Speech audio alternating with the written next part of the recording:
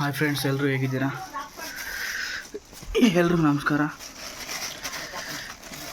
Time ಈಗ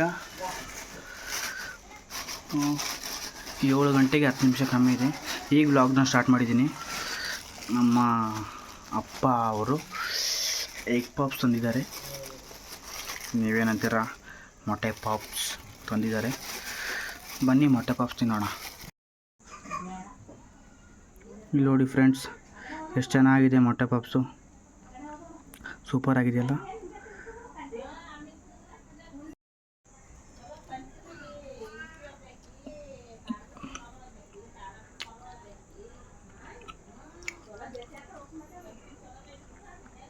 ಚೆನ್ನಾಗಿದೆ friends. ಎಲ್ಲರೂ ನೀವು ತಿಂದು ಎಲ್ಲರೂ.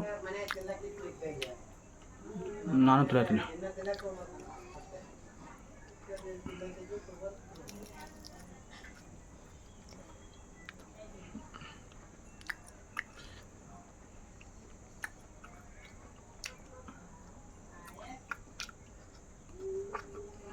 ನೀವು ನಾನ್ ವೆಜ್ ತಿಂತೀರಾ ಇಲ್ಲ ಅಂತ ನಂಗೆ ಕಮೆಂಟ್ ಮಾಡಿ.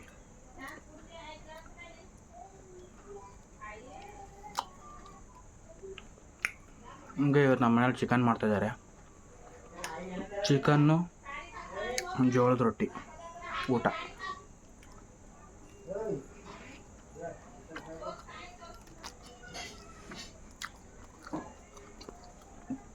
ಇಲ್ಲಿ ನೋಡಿ, ಕಾಣಿಸಲಿ.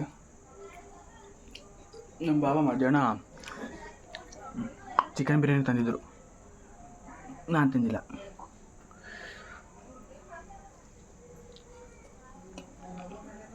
ಈಗ ಮತ್ತೆ ಚಿಕನ್ ಸಾರು ಮಾಡ್ತಾವ್ರೆ. ಸಾರು ಮಾಡ್ತಾರ. ಚಿಕನ್ ಸಾರು ತಿನ್ನಬೇಕು. ಮತ್ತು ಬೆಳಗ್ಗೆ ಸ್ಟಾರ್ಟ್ ಮಾಡ್ಬೇಕು ಅಂದ್ಕೊಂಡೆ ವಿಡಿಯೋ ಮಾಡೋದು.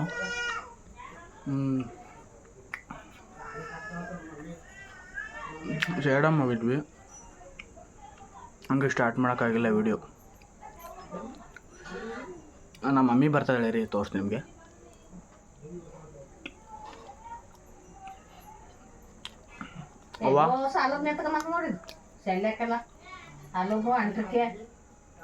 ನಮ್ಮ ಮಮ್ಮಿ ಬೈತಾಳೆ.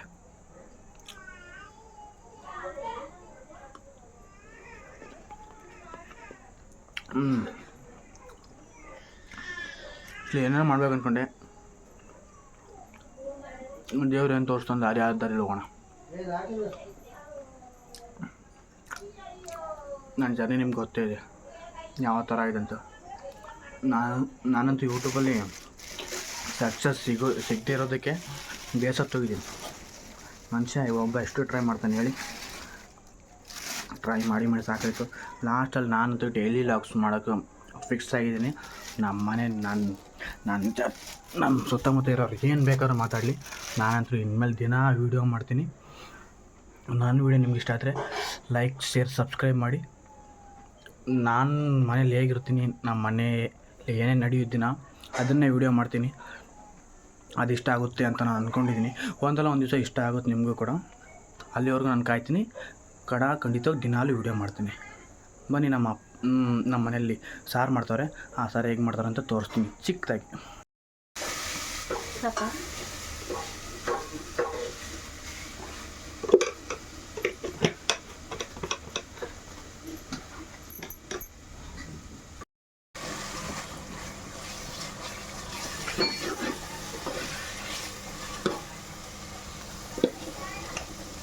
ಚಿಕನ್ ಫ್ರೈ ಇದು ಈ ಥರ ಹಾಕ್ಬೇಕು.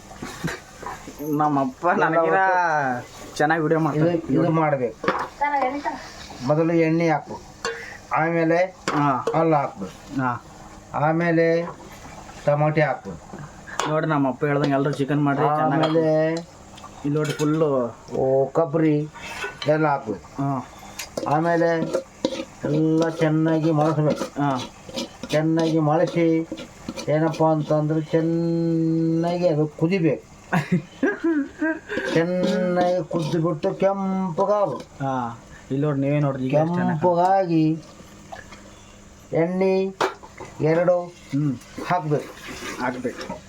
ಎಣ್ಣೆ 2 ಚಮಚ ಹಾಕ್ಬೇಕು. 2 ಚಮಚ ಎಣ್ಣೆ ಹಾಕಬೇಕು. ಹಾಕ್ಬೇಕು. ನೀರು ಹಾಕಬೇಕು. ಆಮೇಲೆ ಎಲ್ಲ ಒಟ್ಟು ಕಲಿಸ್ಬಿಟ್ಟು ಈ ಥರ ತಿರ್ಸ್ಬೇಕು. ತಿರುಗಿ ಬರೀ ಎಣ್ಣೆನೇ ತಿನ್ಬೇಕು. ಎಣ್ಣೆ ಸ್ವಲ್ಪ ಜಾಸ್ತಿ ಹಾಕ್ಬೇಕು ಪಲ್ಯಕ್ಕೆ, ಟೇಸ್ಟ್ ಚಂದ ಬರ್ತದೆ.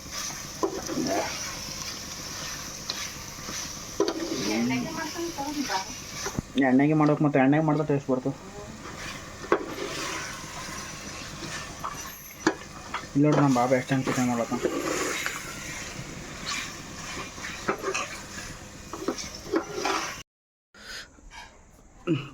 ನಿಮ್ಗೆಲ್ರಿಗೂ ಡೌಟ್ ಬಂದಿರುತ್ತೆ ಯಾಕೆ ಎರಡೆರಡು ಪಲ್ಯ ಮಾಡತ್ತಂತ. ನಮ್ಮ ಅಪ್ಪ ಆ್ಯಕ್ಚುಲಿ ಕುರಿ ಮಟನ್ ತಿನ್ನೋದಿಲ್ಲ, ನಾವು ಕುರಿ ಮಟನ್ ತಿಂತೀವಿ. ನಮ್ಮ ಅಪ್ಪ ಅದಕ್ಕೆ ಚಿಕನ್ ಮಾಡಿದಾರ ನಮ್ಮ ಅಪ್ಪನಿಗೋಸ್ಕರ. ನಮ್ಮ ಅಪ್ಪ ಚಿಕನ್ ತಿಂತಾನ, ನಾನು ನಮ್ಮ ಮಮ್ಮಿ ಕುರಿ ಮಟನ್ ತಿಂತೀವಿ, ಊಟ ಮಾಡ್ತೀವಿ. ಅದಕ್ಕೋಸ್ಕರ ಎರಡೆರಡು ಪಲ್ಯ ಮಾಡ್ತಾಯಿದ್ರು. ಇರೋದು 4 ಜನ, ನಮ್ಮ ಅಣ್ಣನ ಮಗಳು, ನಾನು, ನಮ್ಮಪ್ಪ, ನಮ್ಮವ್ವ. 4 ಜನಕ್ಕೆ ಎರಡು ಥರ ಪಲ್ಯ ಮಾಡ್ತಾಯಿದ್ದೀವಿ.